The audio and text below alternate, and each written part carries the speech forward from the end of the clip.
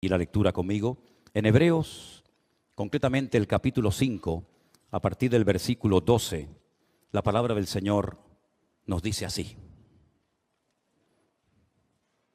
porque debiendo ser ya maestros, después de tanto tiempo, tenéis necesidad de que se os vuelva a enseñar cuáles son los primeros rudimentos de las palabras de Dios. Y habéis llegado a ser tales que tenéis necesidad de leche y no de alimento sólido. Y todo aquel que participa de la leche es inexperto en la palabra de justicia. ¿Por qué? Porque es un niño. El alimento sólido es para los que han alcanzado madurez, para los que por el uso tienen los sentidos ejercitados en el discernimiento del bien y del mal.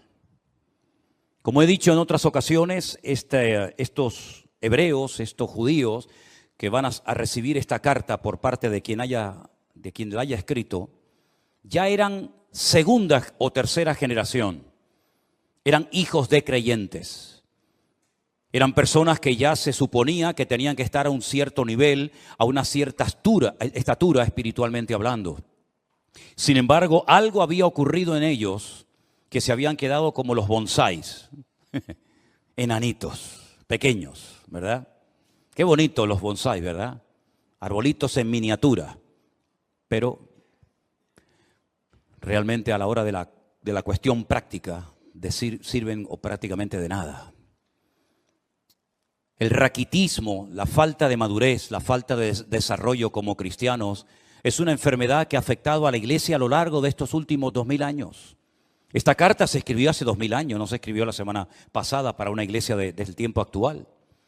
Vemos que la falta de crecimiento, el negarse a crecer, el negarse a desarrollarse como cristianos, ya digo, es una enfermedad que siempre, de alguna manera u otra, ha afectado a la iglesia a lo largo de los tiempos. ¿De qué depende realmente el crecimiento, la madurez de una persona? Bueno, vamos a ver, si hablamos físicamente y usted quiere tener una buena musculatura y estar en plena forma, pues tendrá que cuidarse su alimentación, tendrá que hacer algo de deporte, tendrá que abstenerse de ciertas y determinadas cosas que a lo mejor son muy ricas, pero que le van a perjudicar la salud. Si usted quisiera tener un nivel de cultura general amplio, pues tendrá que leer buenos libros, ¿verdad? Tendrá a lo mejor que hacer algún curso, ir a alguna universidad, a alguna escuela para poder aprender pues más, ¿verdad?, de lo que habitualmente sabemos. Pero espiritualmente hablando, lo más importante de todo es nuestra relación con Dios. Porque para eso vino fundamentalmente el Señor Jesucristo a este mundo. Él murió, como sabemos, por nuestros pecados. Derramó su sangre en la cruz, ocupó nuestro lugar. Pero la pregunta es, ¿solamente pretendía el Señor salvarnos? Porque pensemos un poquito. Si el objetivo del Señor fue solamente salvarnos, perdonar nuestros pecados, ¿por qué una vez que hemos entendido el Evangelio, por qué una vez que le hemos recibido en nuestros corazones como nuestro Señor y Salvador personal, por qué no nos llevó directamente a su presencia? ¿Por qué nos dejó aquí? Si el objetivo era salvarnos y ya somos salvados, ¿por qué nos dejó en la tierra? ¿Para correr el peligro de volver a pecar? ¿De volver a enredarnos con las cosas que nos tenían atados hace años? ¿Por qué correr ese riesgo? ¿Por qué correr ese peligro ahora que ya lo tienes? Ahora que ya has convertido, ahora que ya se ha humillado y que ya es un hijo, una hija tuya, llévatelo a su presencia. ¿Por qué lo tienes en la tierra 10, 15, 20, 30, 40 o más años? ¿Por qué? Porque hay algo que la Biblia enfatiza mucho y es el crecimiento, la madurez, el desarrollo espiritual. Y repito, eso no depende de nadie, depende de ti, de tu nivel de interés, del esfuerzo que tú hagas por tener cada día una disciplina diaria de tener comunión y relación con Dios. No estoy hablando de religión, estoy hablando de relación. Son dos cosas completamente diferentes. A nosotros nos enseñaron los principios, los dogmas, los sacramentos de una religión. Y eso es lo que teníamos, una religión. Pero sin embargo, el Señor Jesucristo no vino a este mundo a traer una nueva religión o a potenciar, por ejemplo, la religión de sus padres, como era el judaísmo.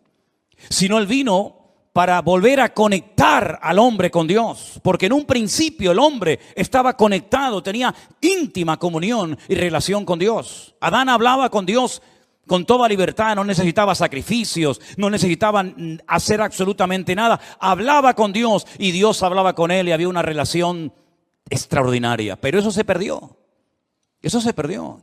El hombre pecó, el hombre se desconecta de Dios, queda fuera de la cobertura de Dios y automáticamente entra en un sistema, como bien saben ustedes, de sacrificios, de rituales, de holocaustos, ¿verdad? Derramamiento de sangre. Luego vino la ley, un montón de mandamientos, concretamente 613, y uno dice, pero ¿y comunión con Dios? Pocos eran los que tenían comunión con Dios. Por ahí hay uno que se llama David, que dice que llegó a ser el hombre más cerca del corazón de Dios. Por ahí hay gente como Samuel, como Moisés, ¿verdad? Como tal vez Abraham. Pero a nivel nacional, esa relación, esa comunión, esa amistad que existía del hombre con Dios, se perdió completamente. Y cuando el Señor Jesucristo vino, en una ocasión, le dijo a sus discípulos, ustedes quieren ser mis amigos. Porque si ustedes simplemente lo que quieren es que yo les trate como un maestro que le da clases a sus hijos, a sus discípulos, pues ahí nos quedaremos. Pero si quieren profundizar y si ustedes quieren ser mis amigos, yo les voy a decir qué tienen que hacer. Y les dijo, haced todo lo que yo os enseñe. Y llegaremos a cultivar y a desarrollar una relación de amistad entre ustedes y yo. ¿Cuántos en esta tarde quieren ser amigos de Dios? ¿A cuántos en esta tarde les interesa tener comunión y relación personal con Dios? Hay algunos que dicen que eso es imposible. Hay algunos que a lo largo de la historia, como un tal Spinoza, un filósofo judío, y como incluso Albert Einstein dijo que bueno, que eso de tener relación con Dios, eso es imposible. Creían en Dios, pero no creían en un Dios personal.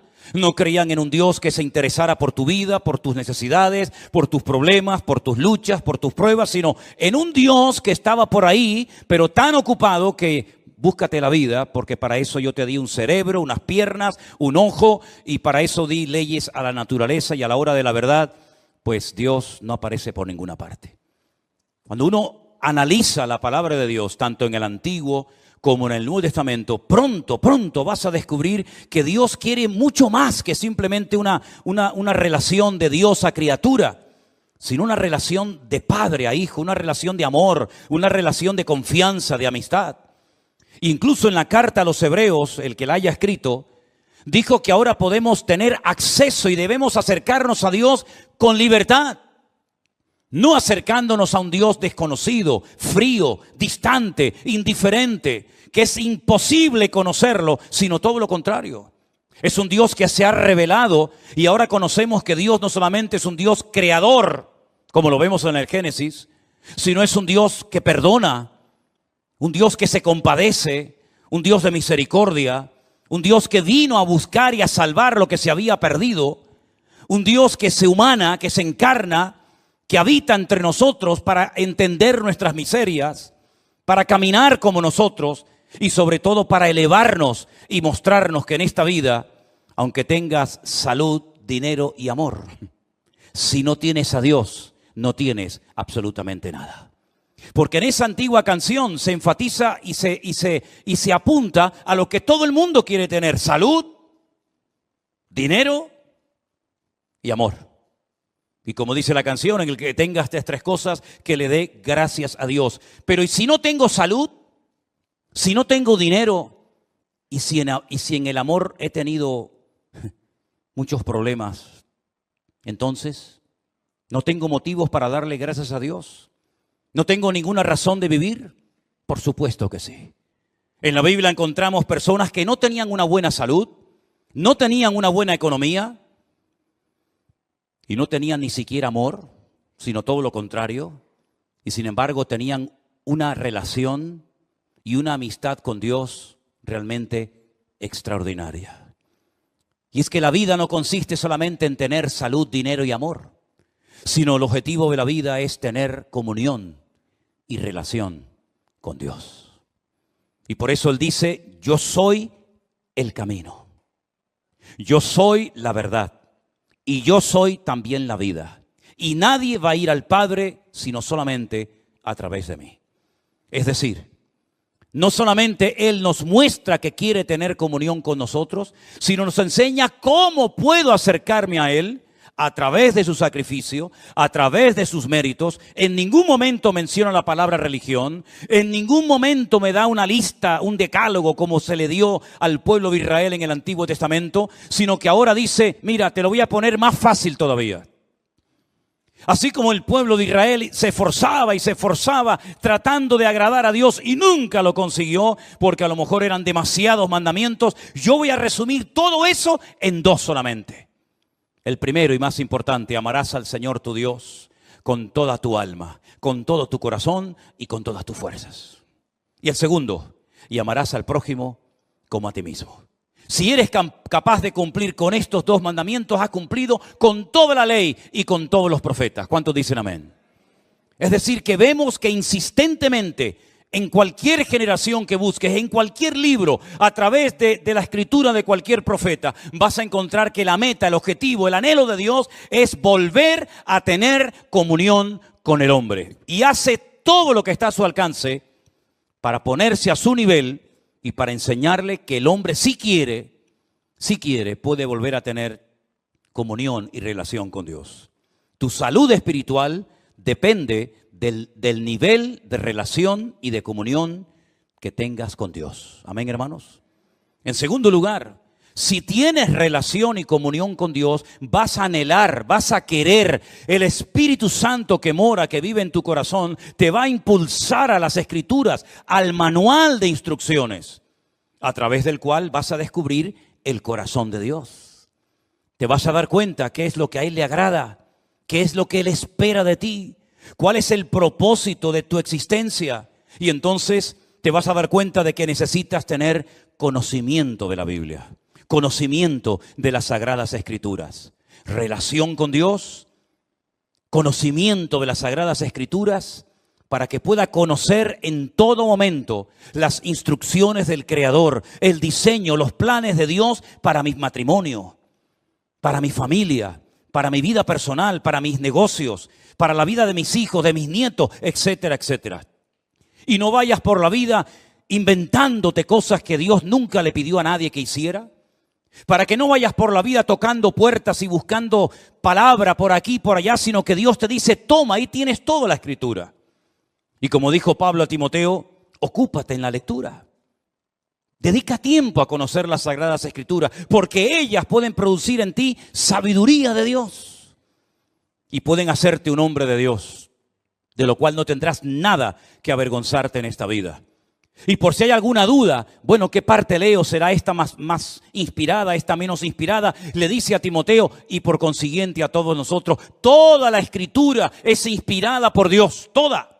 Desde el Génesis 1:1 hasta el amén de Apocalipsis, cada texto, cada parábola, cada historia, cada profecía, todo ha sido inspirado por el Espíritu Santo para que tengas una base sobre la cual edificar tu fe y poder desarrollar una íntima y maravillosa comunión con nuestro Creador. ¿Cuántos dicen amén? Y entonces cuando tengas una óptima relación con Dios y un nivel de conocimiento de las Escrituras, va a venir solo algo que es imprescindible hoy en día para poder vivir una vida cristiana victoriosa. ¿Saben lo que es? Lo que hemos leído en esta noche. El discernimiento espiritual. El discernimiento del bien y del mal.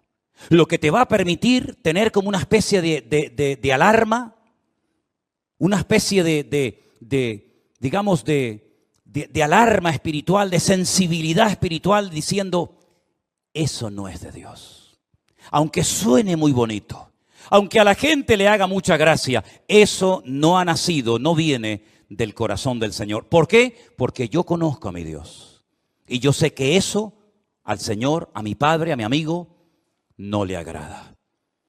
Estos creyentes a los cuales se les escribe esta carta, se les llama niños, se les llama inmaduros. Se les dice en otra porción, No he podido profundizar para enseñarles cosas más profundas porque me resulta muy difícil buscar términos que ustedes puedan entender. Y no es que sean cosas muy profundas y difíciles de entender, sino como dice aquí, os habéis hecho tardos para oír. Porque no es lo mismo explicarle a un niño una cosa que explicarle a un hombre de 20, 30 o 40 años lo mismo. Tienes que cambiar el lenguaje, tienes que hablar en una terminología, en una forma diferente. ¿Por qué? Porque es un niño y no te va a entender. Y eso es lo que está diciendo el autor de la carta a los Hebreos. No les puedo explicar cosas profundas porque no habéis crecido, os habéis quedado estancados. Estáis en los primeros rudimentos de las palabras de Dios. Todavía estáis con la leche y no con el alimento sólido. Y por eso ustedes no han desarrollado, no han ejercitado el discernimiento del bien y del mal.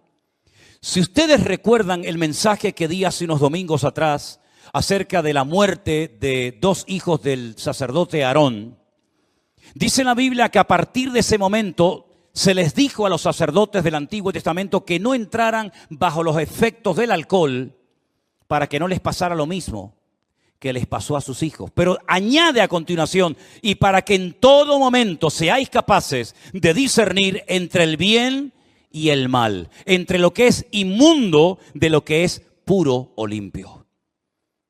En otras palabras, ser cristiano no significa perder la razón, sino todo lo contrario, es recuperar la razón, el sentido, el equilibrio de las cosas.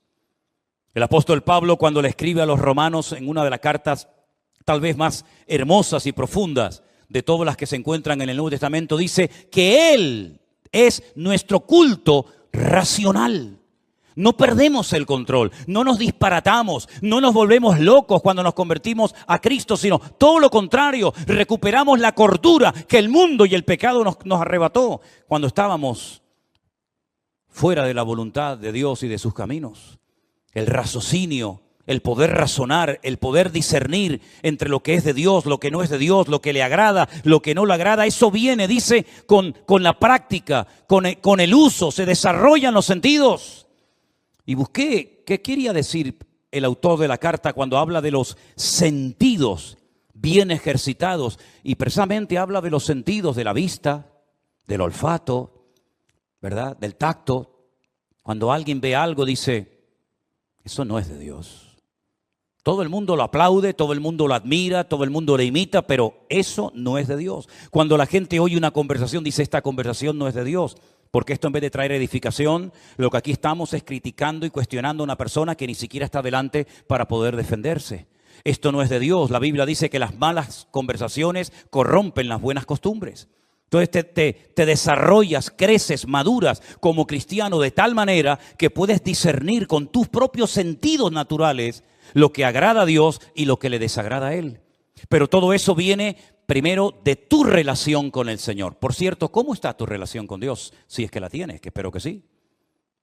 Dice que tenemos acceso, tenemos entrada al Padre. ¿Tienes relación con Dios? Porque a lo mejor lo que tú tienes es el hábito, la buena costumbre de venir al culto, de escuchar la palabra de Dios por internet o aquí en persona. Y está bien, pero eso no significa de que tú tengas comunión con Dios.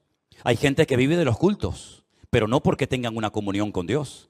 Hay gente que el conocimiento que tiene es por lo que han oído. Claro, te han oído tantos sermones, tantos años, y ahora por aquí y ahora por allá, que tienen un cierto conocimiento, pero la Biblia no saben ni dónde la dejaron, y la perdieron hace 20 años, y aún no la han encontrado.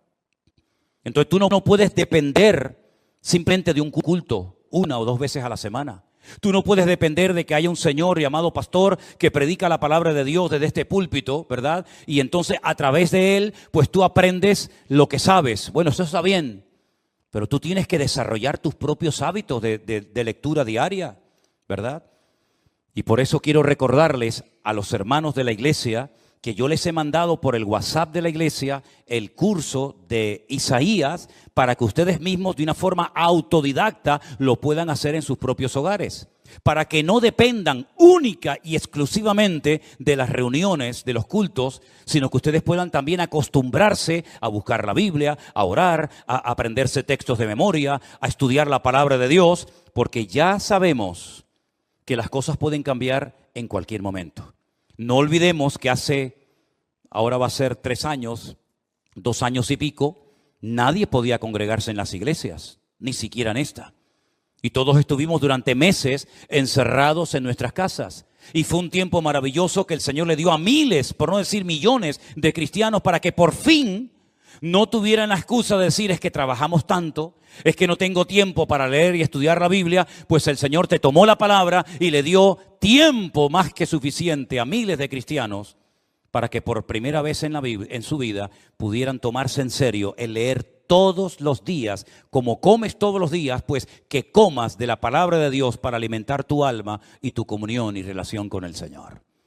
Son hábitos que a lo mejor algunos no tienen la costumbre, pero si te acostumbras, le vas a hacer un gran favor tremendo a tu vida espiritual y vas a cuidar de esa manera tu salud espiritualmente hablando.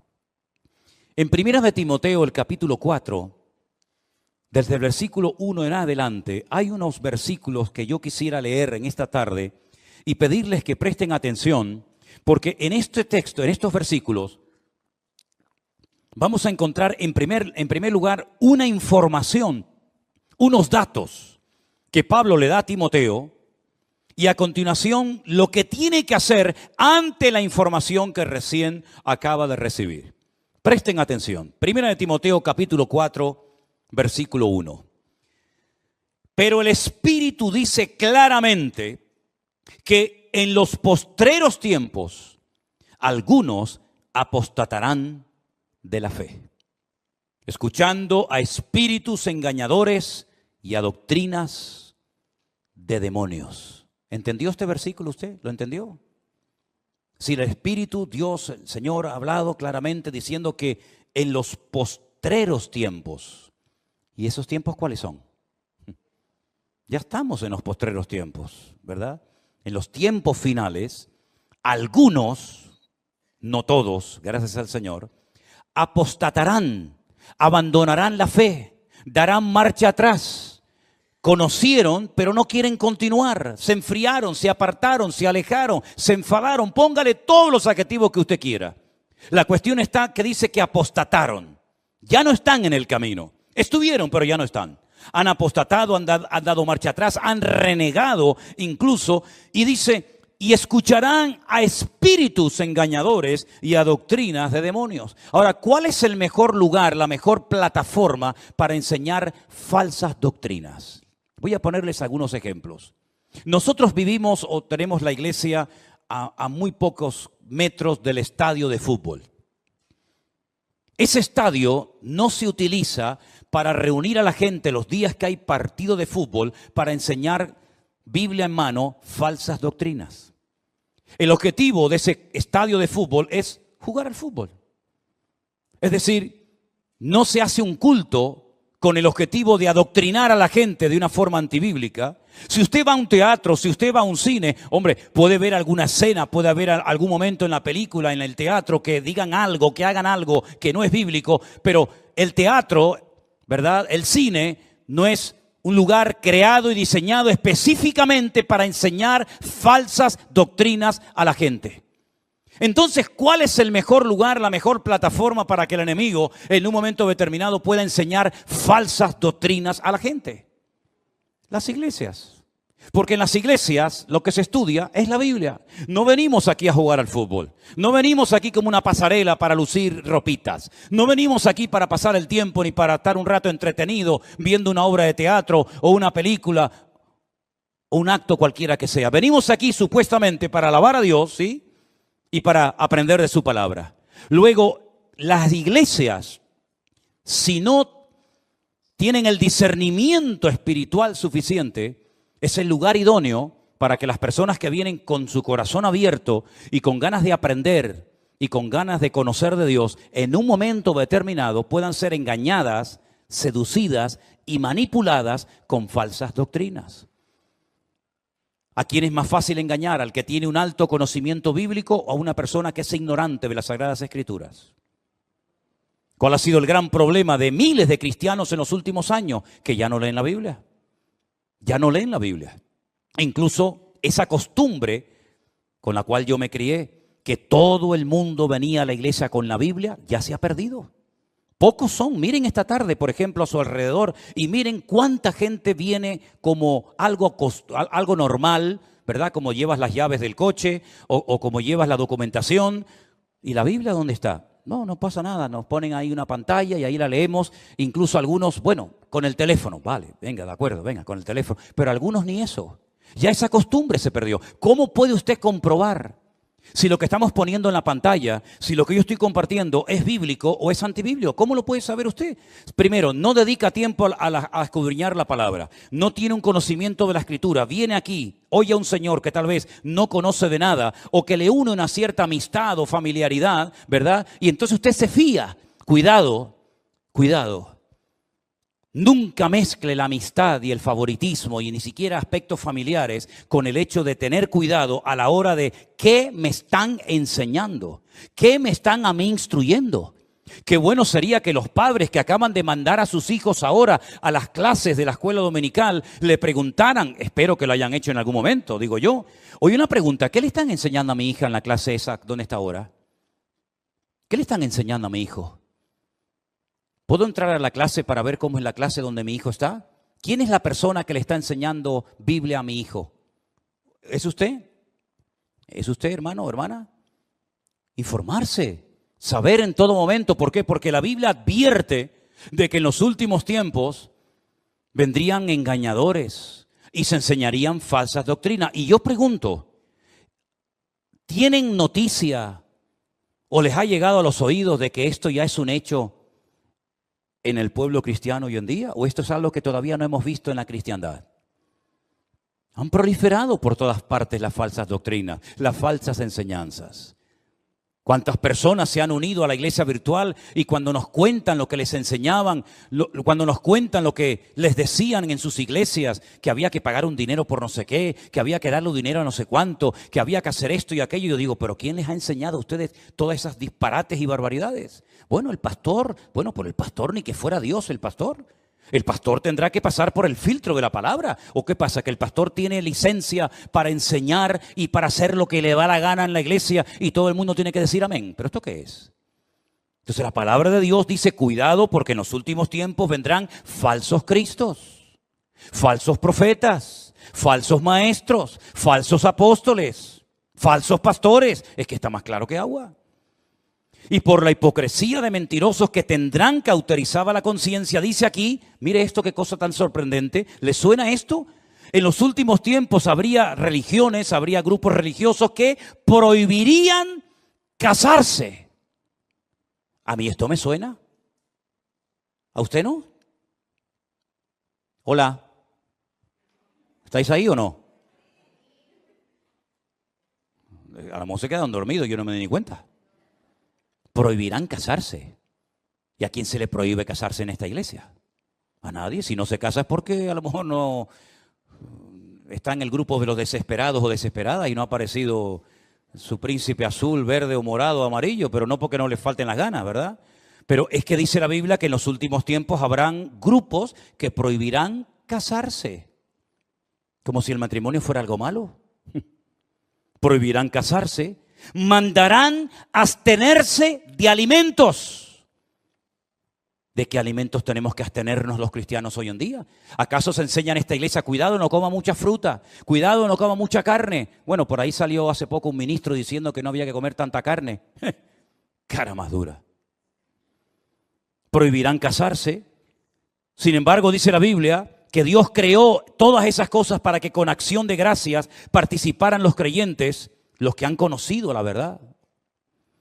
Porque todo lo que Dios creó es bueno y nada de desecharse si se toma con acción de gracias. Entonces hay millones de personas que aceptan que una persona que quiere servir al Señor no se puede casar. Y lo aceptan. ¿Dónde enseñó eso el Señor? Pero no dicen que Pedro fue el primer papa. ¿No dicen por ahí? Y una pregunta, ¿y no le sanó el Señor a Pedro a la suegra? Porque yo veo en los evangelios que un día Cristo entró a la casa de Pedro y la suegra estaba enferma. Y el Señor le sanó a la suegra. No creo que por eso la haya negado, ¿no? Pero si tenía suegra, es porque estaba casado. Pero no era el primer papa. En fin, aquí algo falla, ¿no?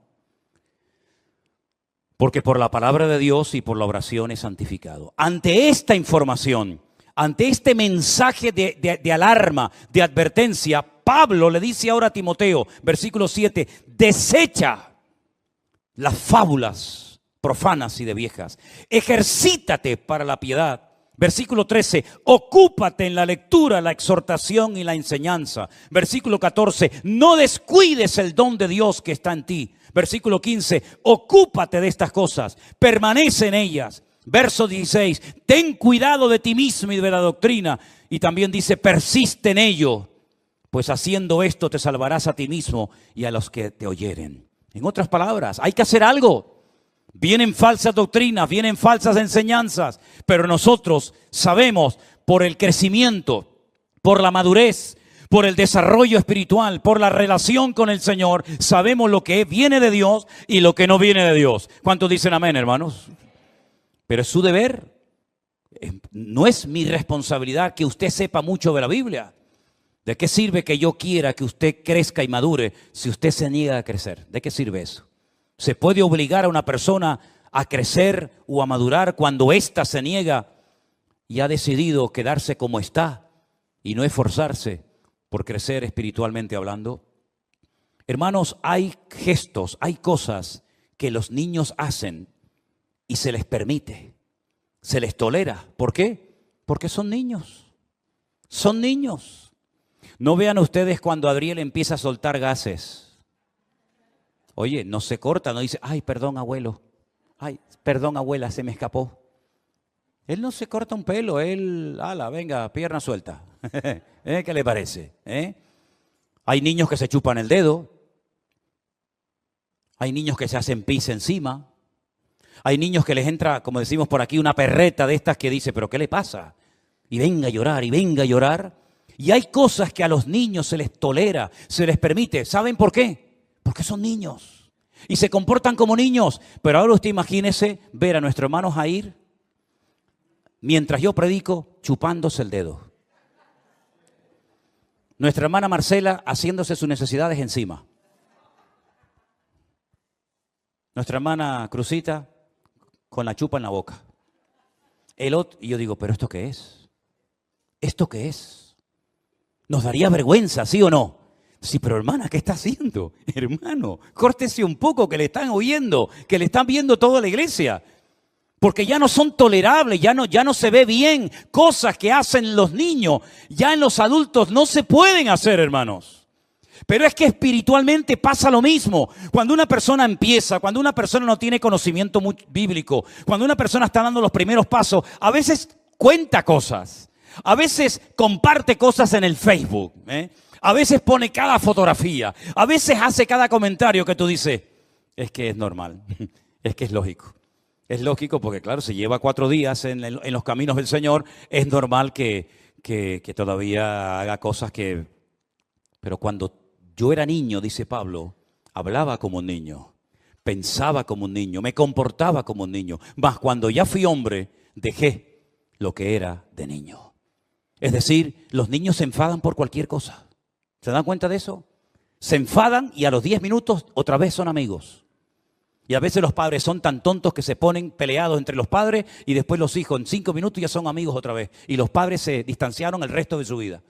¿Qué te parece? Hermanos queridos, es tiempo de dejarnos de chupar el dedo.